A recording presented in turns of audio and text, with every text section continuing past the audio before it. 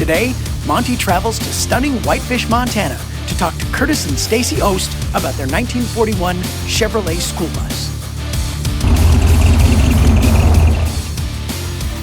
Hi guys, I'm Monte with Cruise Kalispell. Welcome to Stay Tuned, the show where we talk to everybody and anybody about the coolest cars in Flathead Valley. Today I'm with Curtis and Stacie Ost to talk about their 1941 Chevy school bus.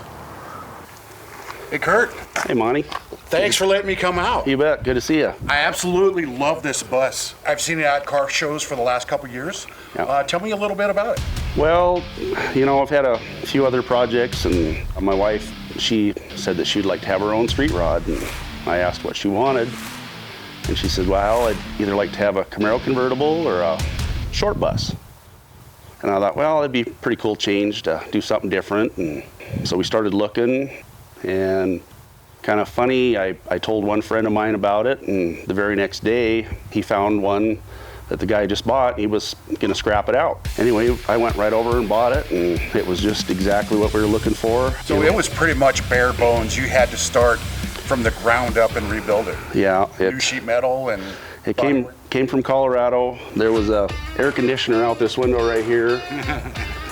And you can see where there was a stovepipe out the back at one time, and there was a little sink here. Somebody had a camper in there.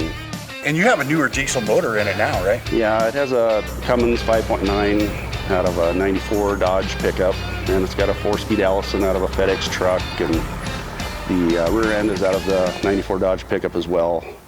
That's cool. Did you use that frame? It's the original frame. The front suspension is out of a 76 Chevy motorhome that I narrowed. I think that's all the components, other than it does have an older overdrive unit. It's like an over-under unit out of an old school bus. Oh, really? Yeah. That's cool. You were telling me about the fenders, so you actually used a front fender for the rear fender. I did, yeah. The front fenders need to be widened, so I cut them, not really down the middle, but I cut them, you know, about through the middle of the headlight there.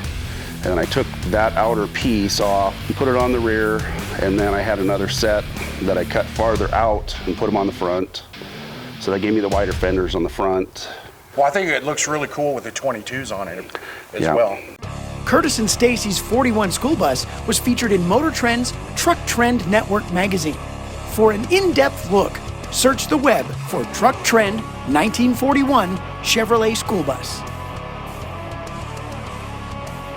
Hey, stick around. Stay tuned, we'll be right back. Our small brewery just grew by leaps and bounds. It was a good problem. We needed a bigger location. So then we contacted Ross Rodemaker at Farmer State Bank, and he was more than helpful. Without Farmer State Bank, we wouldn't have been able to expand. An equal housing lender and member FDIC. Today, Monte is in Whitefish, Montana, talking to Curtis and Stacie Ost about their 1941 Chevrolet school bus.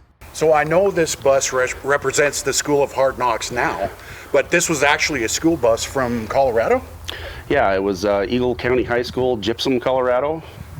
And how it got here, I really have no idea, but I found it down by the airport at a storage unit. So they probably used it in the 40s and 50s and then they retired and went to some field somewhere. Yeah, and I'm kind of wondering if in the early 40s, if it was repurposed military, the colors it was painted. I really don't know the history, but would like to.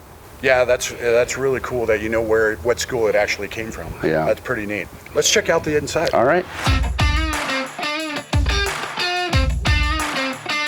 The inside is all, it's like a limo, and it's got yellow houndstooth, which was kind of hard to find, you know, but I did find a whole bunch of it on eBay. I found out the hard way that it stains very easily. I got a little grease on my elbow on the driver's side and had to have the panel remade. So luckily that I do have some more of that material. But so did you build custom seats for the inside? Yes, all the bases. I built the bases, just the metal structure, and was very lucky. A guy in Kalispell, kind of an old school builder, built the rear seats similar to what a diner would be. So it has the zigzag springs in it, which is kind of cool. When you're sitting back there, you get a diner seat. And then the front ones were out of an old motorhome. So the real question is, does Stacie ever let you drive it? Yeah, it's her bus, so yeah. Just occasionally. Yeah, and it's amazing what the different mile per gallon it gets when she drives it compared to what I get. Yeah? But yeah, she can get about 21, and I seem to get about 17 for some reason. But Yeah, it's really cool, and you know, I've seen buses done in magazines, but I've never actually seen one in person. So it's really cool that we have one here in the Flathead Valley. yeah, It's really neat, and I think this is a really good example of what to do with a bus. You know, if you want to make it cool. you know, I think probably the biggest inspiration was when Chip Foose and built the one for John Force. Yeah. And that was kind of everybody's first taste, or you know. Yeah, what you could actually do with it. Right. Yeah, and that was pretty cool. And I'm sure there was a lot of builders before him, but that was the first one that was kind of recognized by everybody. So. Well, thank you for letting me come out here, Kurt. I really appreciate it. Yeah. This is one of the coolest trucks in town for sure. No, thank you. And man, you really knocked it out of the park with this one. Appreciate it. So, thanks, Kurt. All right. Thank you for watching this episode of Stay Tuned. If you would like to have your car featured on the show, you can email me at cruisekalispell@gmail.com or DM me on Facebook. See you next time. Let's do one more time with a lot of energy.